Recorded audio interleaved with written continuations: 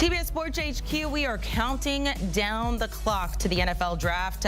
Just a little bit more than 24 hours right now. Ryan Wilson, as we speak, working on his final mock draft. That's going to drop tomorrow. But taking a look at his big board when it comes to defensive players there, Jared Verse from the Florida State University, the Seminoles, coming out on top there, ahead of Dallas Turner and Byron Murphy II. Although Ryan telling BMAC and I that Byron Murphy could be the first defensive player off the board. However, we're going to break some of this down here. So let's welcome in Ryan Wilson. We have Bryant McFadden here on set with us. Let's start with the edge rushers, and we're going to go Jared Verse versus Dallas Turner. Now, both of you guys agree that Jared Verse, you guys like him a little bit more.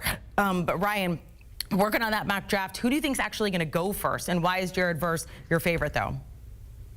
Amanda, we're at the point in the process where I can't even see straight trying to figure out all these trade scenarios. At the end of the day, maybe it just goes chalk, as we like to say. I think teams like Dallas a little better, but I like Jared Verse in terms of being a more consistent player right now in his development. He's stronger at the point, and you can go through. I mean, there are going to be replays that we see tomorrow night of him just sacking quarterbacks by throwing left tackles at the quarterback's feet. And I think the ability to play the run is better than where Dallas is right now. And I think down the road, 2-3 years from now, they're going to be similar type players. They're very closely graded for me, but I have Jared a hair ahead of Dallas. But I wouldn't be surprised if, say, at 8 where Atlanta picks, they went with Dallas Turner, just because of the explosiveness and the upside looking down the road a couple years.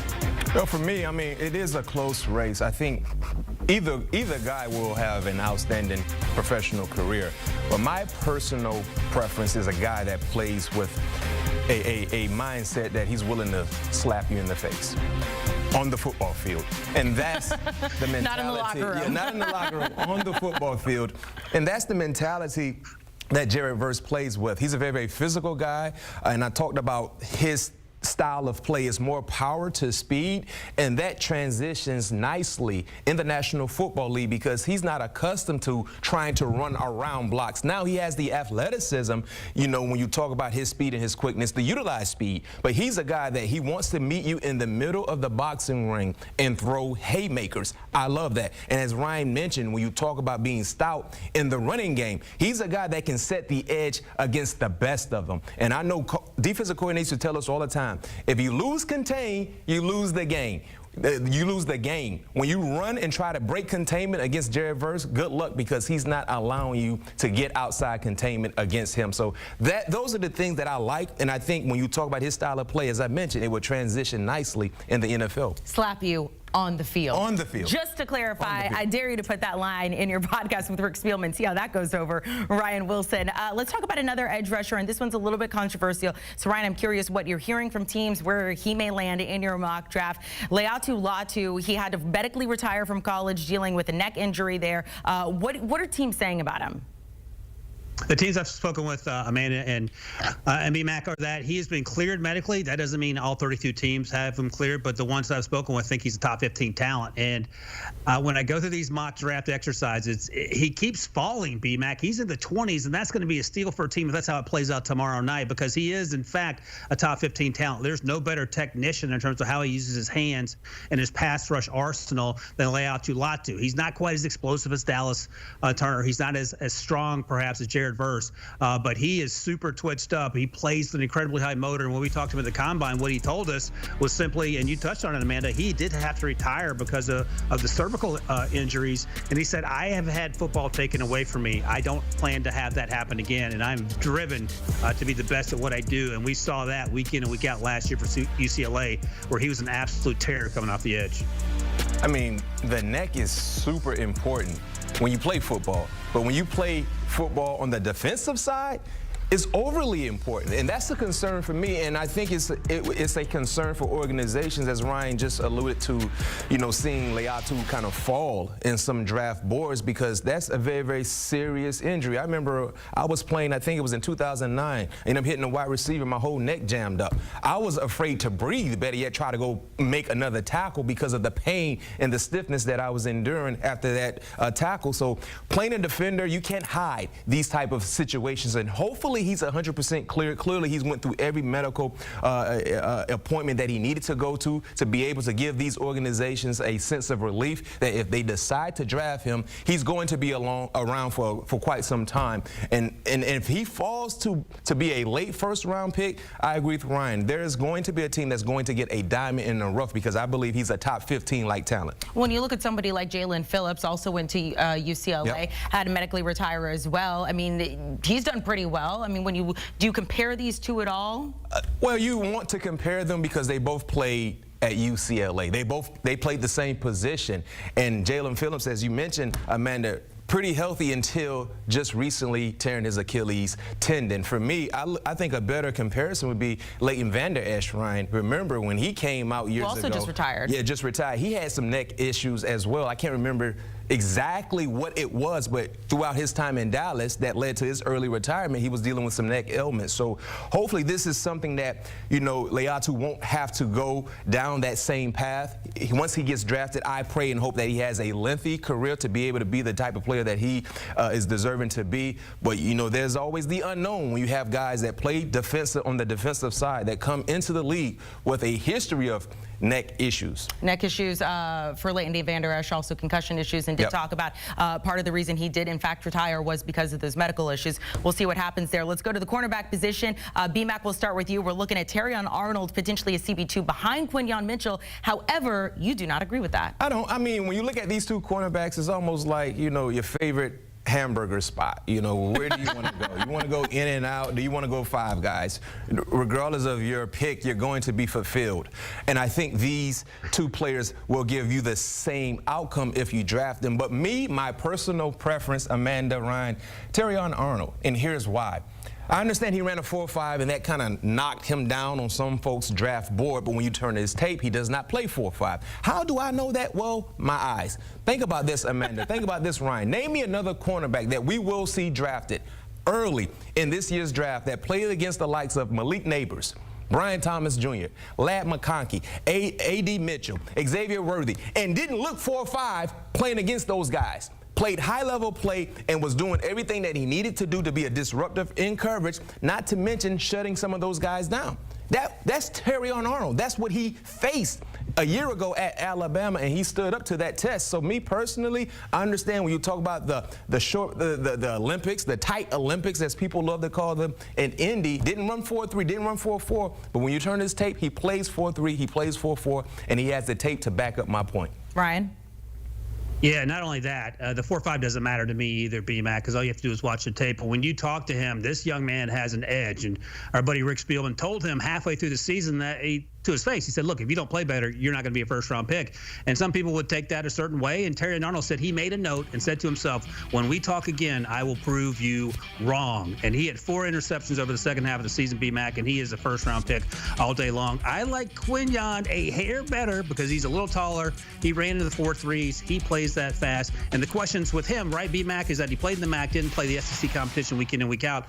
But all my man did was go down to the Senior Bowl and somehow dominate the one-on-ones. And that's not something that's geared towards cornerbacks having success against wide receivers. Many of those wide receivers are getting drafted pretty high, and all he did was shut down every single one in the one-on-one drills. And I talked to his defensive backs coach, and he said, here's what Quintinyon did before going to the Senior Bowl. He watched tape on every single player that he was going to go up against. He knew their tendencies, and if that translates from MAC to Senior Bowl, imagine how that work ethic and that athleticism that goes along with it's going to translate to the next level. I think he has a chance to be really good. But if you said Terion went before Quintinyon and that was my team that took Terion, I'd be excited about that as about Terion Arnold is your what hamburger spot? What's your favorite? Five Guys. Five Guys? I Shake love Shack. Five Guys. Shake Shack. And I love Shake Shack as well, but Five Guys and the soft bread and the French fries. I don't ever know if I've had Five Guys before. We'll see if we have it here. I'll order it tomorrow. No, we're gonna we'll get today. The day. Okay, we'll get it today. Yes. Speaking of today, Terion Arnold is going to be on HQ, so keep it right here to make sure to see that interview as he gets ready for the NFL draft, see where he's going to be drafted as well. A couple other cornerbacks we got to talk about. Nate Wiggins, excuse me, Cooper DeJean. Ryan, how far down are these guys compared to those top two? I'm laughing, Amanda, because I just got a text from a source that I showed in my mock draft, and they said terrible. So I'll be working on that. And that wasn't Rick Spielman? No, it was someone that I actually trust.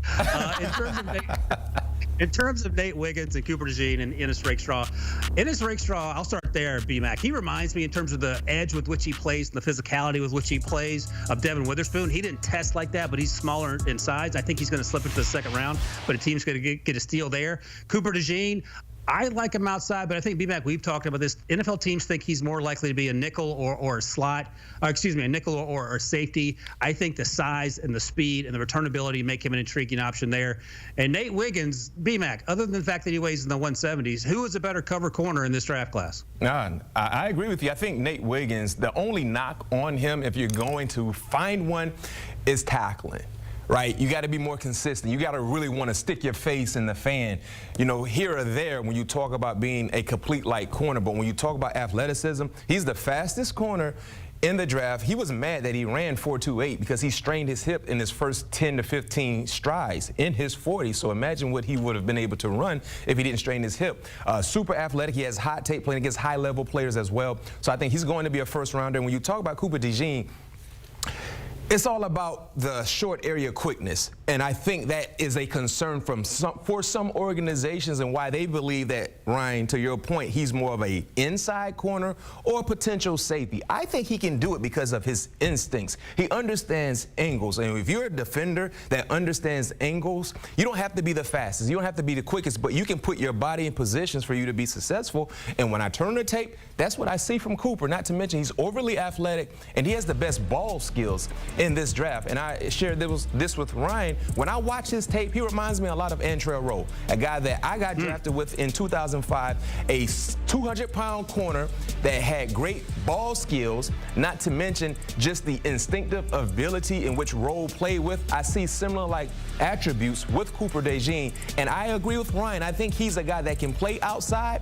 and at some point in time, because I don't see him getting any smaller, maybe in year 6 or 7, he may make that transition to the back end and play safety because of just how heavy he is right now. But I love his ability, and I would have Cooper like third when you look at the cornerback rankings based on his hot tape. And of course, what he did at his pro day, it confirmed everything that we watched throughout his time at Iowa. One other guy we got to talk about, the best nickname in the draft, KoolAid McKinney. Ryan, you have him fallen out of the first round. That wasn't always the case. How has that happened?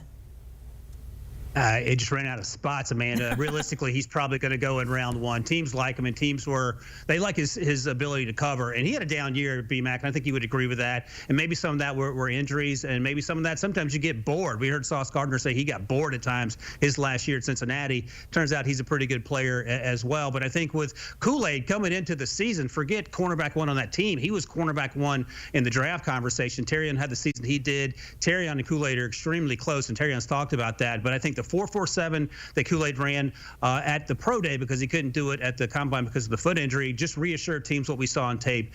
Incredible coverage, skills down the field. I would like to see a tackle a little better, but he's willing for sure, and he does offer something as a returner as well. But I think at the end of the day, man, he probably does find his way in round 1.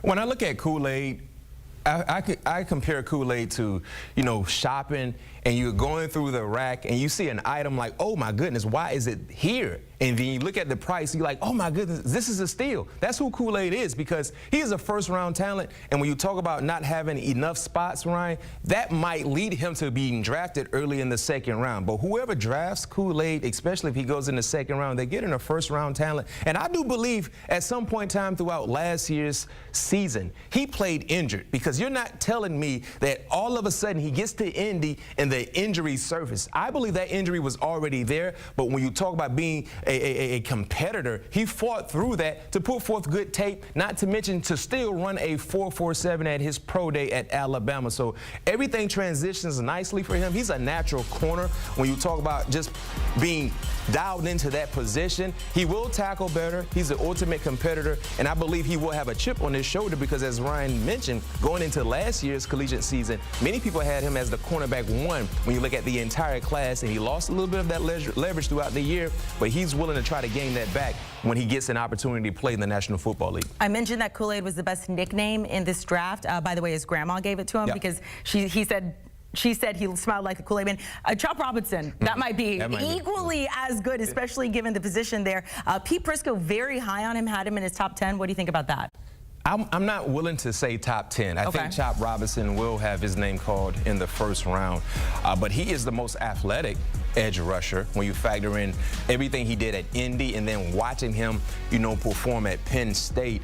I love his athleticism. I think when you look at Chop Robinson, I think he's a more, defined Nolan Smith from what we saw last year coming out of Georgia, being a first-round selection by the Philadelphia Eagles. I love his ability against the run. And when you talk about being a 240-pound edge rusher, I love to see what you do against the run. You're not 260, you're not, 270. He's a guy who's a little smaller when you look at some of the other big-time edge rushers, but he plays stout against the run. He's very, very strong, and like I mentioned, that athleticism is going to show up on tape anytime he steps foot on the football field. I'm not saying a top 10 type talent, but I believe he will be called in the first round. Yeah, I think so. Probably at the bottom of the first round, B-Mac. I love the Nolan Smith comp. My issue with him was how stout was he against the run. He plays with his hair on fire as a pass rusher, but my concern was he wasn't as stout as I want him to be against the run if you're a top 10 pick. And I said to Pete, he ain't great against the run. And Pete said, I don't care. I'm drafting him to rush the passer, so that's why he has him going top 10. Fantastic athlete and no one with a higher motor in this edge rush class, Amanda. Ryan, you said that you guys were doing podcasts every single day this week. I know the latest one was your top 8 favorite players for you and Rick. What's today's podcast going to be about? Doing another mock draft, this time with our guy Emory Hunt. And let me tell you, B-Mac, there are going to be some crazy first-round picks, all courtesy of Emory, so check that out. Very nice.